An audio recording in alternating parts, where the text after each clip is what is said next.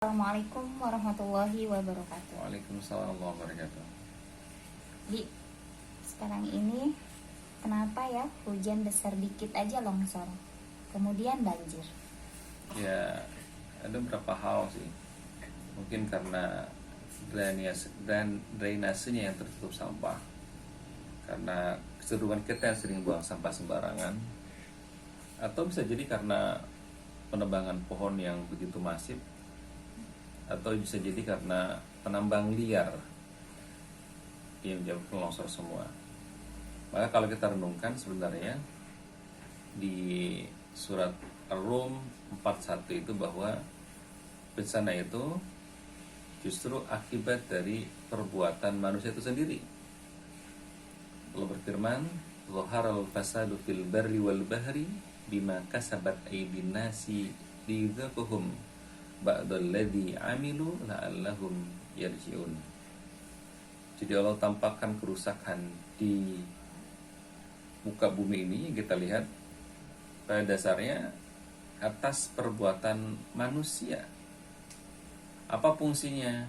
Agar mereka tahu bahwa apa yang ia lakukan berakibat bencana.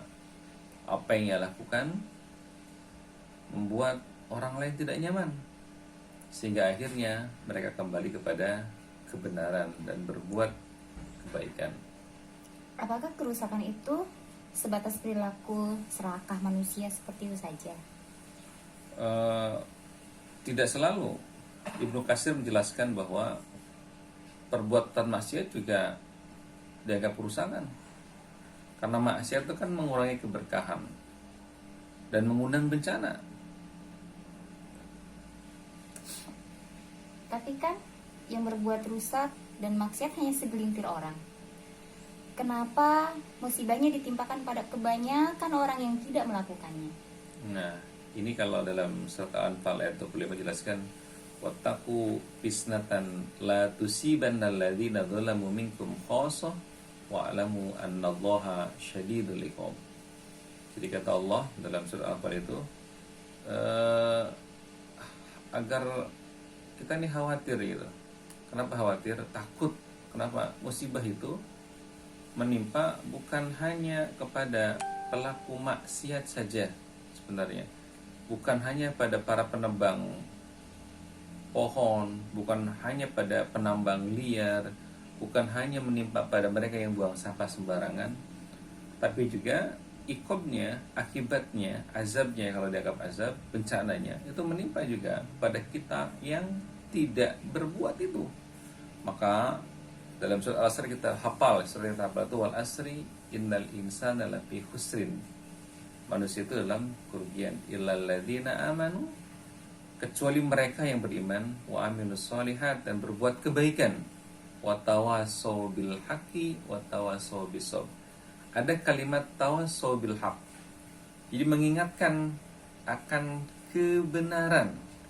Jadi tugas kita sebagai manusia ini ketika ada yang buang sampah sembarangan diingatkan. Jadi bukan masa bodoh. Ketika ada yang menambang liar, kalau kita punya kuasa harusnya berani diingatkan. Kalau ada yang menebang pohon sembarangan, menggulung hutan juga harus diingatkan. Kenapa? Karena nanti bencananya itu tidak hanya menimpa ia yang berbuat rusak itu, tapi juga kepada kita yang tidak berbuat kerusakan. Mungkin juga ini akibat dari kita yang lalai, acuh, cuek, tidak mengingatkan mereka yang berbuat salah itu. Maka ini juga diantara kesalahan. Salahnya bukan karena kita buang sembarangan, tapi kesalahan kita adalah karena kita tidak mau mengingatkan perilaku salah dari teman kita itu. Begini itu yang gundulin hutan, kemudian nambang ilegal, alasannya kan untuk mensejahterakan keluarganya. Yang berbuat maksiat juga ngakunya suka sama suka, nggak ngerugiin orang lain. Nah itulah sebenarnya perilaku orang munafik seperti itu gitu. Jadi selalunya itu kalau berbuat baik itu berbuat salah gitu ya, dibungkus dengan kebaikan gitu. Jadi saya untuk ini kok, untuk ini kok, untuk ini kok gitu. Padahal tuh buruk gitu. Makanya di Allah mengingatkan itu, wa minan nasi may yu'jibuka qawluhu fil hayatid dunya wasyhadallahu ala ma fi qalbihi wa ala dzil Wa idza tawalla sa'a fil ardi liyufsida fiha wa yuhlikal hartha wan nas wallahu la yuhibbul fasad. Jadi seakan omongannya tuh menyihir kita gitu ya, bahwa ini baik kok gitu, ini kan buat kesejahteraan keluarga gitu, ini kan suka sama suka gitu kalau mungkin yang berbuat maksiat. Jadi seakan-akan ini HAM gitu, ini hak asasi kita berbuat kayak gini gitu, dan seterusnya.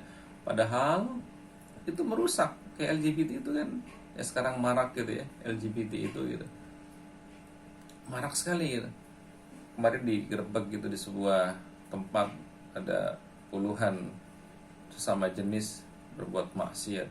Alasan dia itu ya ini kan suka sama suka, hak kita dong untuk mengekspresikan suka terhadap sesama jenis. Nah itu kan, loh apakah itu nggak ngerusak gitu? Siapa sih yang suka? Orang tuanya misalkan punya anak yang LGBT, nggak nikah dengan lain jenis, tidak punya keturunan, terputus keturunannya, itu juga merusak semuanya, merusak keturunan gitu. Kenapa? Ketika dia tidak menikah dengan lawan jenis, ya bagaimana dia akan dapatkan keturunan? Itu juga diantara kerusakan itu. Terus bagaimana tipsnya agar kita itu termasuk orang yang sesuai track yang Allah gariskan dalam melestarikan lingkungan ini? Ini, jadi hidup normal tentunya, hidup normal. Apa hidup normal itu? Buang sampah tidak sembarangan, itu diantaranya. Kalau kita mungkin sebagai pelajar ini bermain sesuai porsinya. Kalau malam tidak begadang, main game juga ya ala kadarnya lah, sebagai pengobat kesal gitu ya, pengobat jenuh, ala kadarnya. Jadi jangan main game keterusan, belajarnya lupa gitu, begadang tapi tidak ada manfaatnya. Nah itu sama merusak sebenarnya gitu, posisi itu. Apa main game dan begadang itu termasuk merusak juga, Bi? Iyalah. Jadi kalau menurut Wahbah Al-Zuhaili itu, bahwa fasad itu semua bentuk gitu, semua bentuk kondisi yang tidak nyaman. Jadi ketika sesuatu itu di luar tracknya gitu, itu juga fasad sebenarnya. Jadi kalau seorang pelajar lebih senang main game, itu juga fasad. Kalau kata Ibnu Katsir berarti maksiat, fasad itu kan masuknya gitu. Jadi kalau kita sebagai pelajar lebih senang main gamenya dibanding belajarnya, itu fasad, juga bermakna maksiat. Kenapa? Merusak generasi gitu. Harusnya kita menjadi generasi kebanggaan umat, karena seringnya main game maka jadi beban umat. Harusnya kita menjadi kebanggaan orang tua, karena sering main game akhirnya beban orang tua. Dan sebetulnya ada seterusnya gitu. Padahal Allah sudah menjelaskan di surah Al-Furqan ayat 47 itu, huwa alladzi ja'ala lakumul laila libasa wan nauma subhata wa ja'ala an-nahara nusyura. Jadi ada pembagiannya. Malam itu tempat kita istirahat, melepas lelah. Sedangkan siang, nah itu untuk bekerja gitu, untuk belajar siang hari. Malam kita istirahat. Kalaupun mau kita mulai, ya malam saat tahajud itu kita mulai ulang belajarnya. Kita takarub sama Allah, meminta sama Allah atas sesuatu yang kita inginkan. Sepertiga malam, bukan begadangnya. Jadi kalau Anda punya tugas, bukan dari mulai maghrib sampai jam 2 malam, itu salah, kurang tepat lah kalau nggak mau dibilang salah. Jadi yang terbaik adalah tidur dulu pada Isya, kemudian kita bangun kembali jam 2 atau jam 3, lanjutkan tugas kita, itu yang terbaik. Setelah tahajud tentunya, itu bukan begadang. Itulah yang Rasulullah contohkan. Jadi kalau dari maghrib sampai jam 2 itu namanya begadang, jelas tidak baik untuk kesehatan. Tapi harusnya pada Isya tidur, kalau ada tugas sholat tahajud jam 2, maka bersambung dengan materi tugas yang kita punya. Itu yang terbaik insyaallah.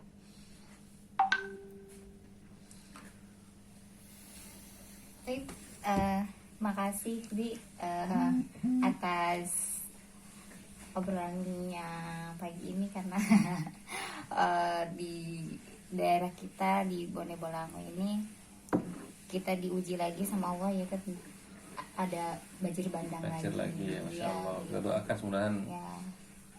saudari kita yang mendapatkan musibah banjir itu mendapatkan kesabaran, karena bisa jadi bukan ia pelakunya, itulah imbas saja, imbas dari perilaku buruk orang lain. Kita ngopi dulu nih. Ya, oke. Ternyata gelasnya warna pink juga ini ya. Terima kasih Bi. Syukran. Assalamualaikum warahmatullahi wabarakatuh. Waalaikumsalam warahmatullahi wabarakatuh.